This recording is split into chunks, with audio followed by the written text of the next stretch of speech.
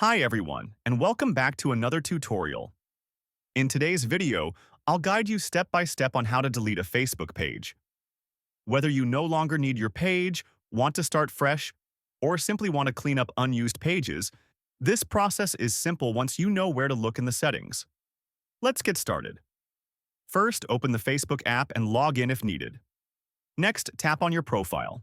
Scroll down and tap on Settings and Privacy, then select Settings.